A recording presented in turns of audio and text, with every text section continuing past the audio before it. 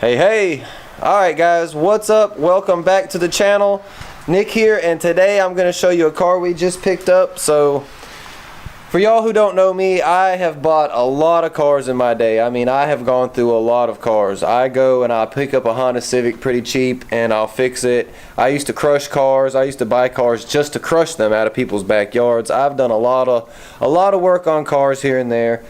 So that's, you know, I haven't done it in a while. So one thing that I'm going to be doing now is some more car work, just to get some more income coming in. So I hope you enjoy watching some car videos, because we are going to have some car videos. So the first car that I'm basically going to be working on, I picked it up for myself. I'm probably going to drive it for 6 months and then sell it. It's something that I do a lot. And you know, I've got lucky when I've purchased cars.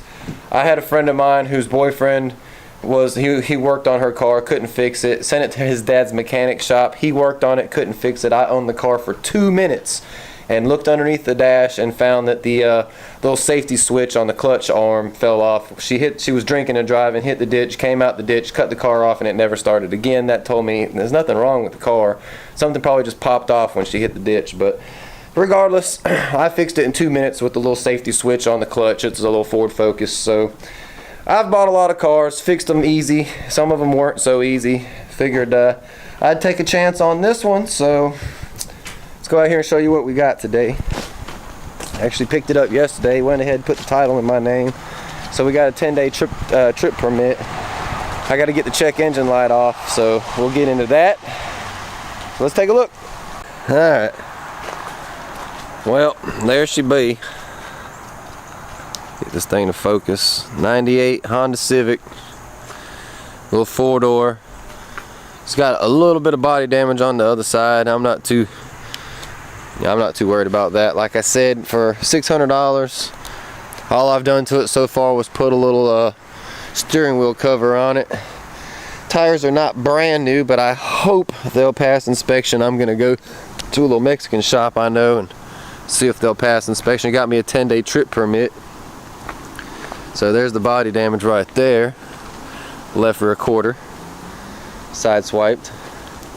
They beat it out a little bit. The door still works, but the window on the left rear does not work. But everything else works pretty good. $600, like I said. Power windows, power steering, air conditioning even works. I am not going to complain for 600 bucks. You can't buy a running and driving car for $600 anymore. Everybody wants too much for it, especially these Hondas. They act like they're gold. This thing running and driving, anybody else is going to want $1,000 to $1,200 bucks for it, even with the body damage. So I'm not complaining for $600 at all.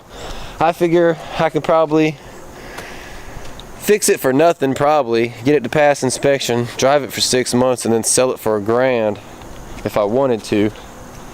So that's what she looks like, all stock to the bone. Let's go in it, take a look inside.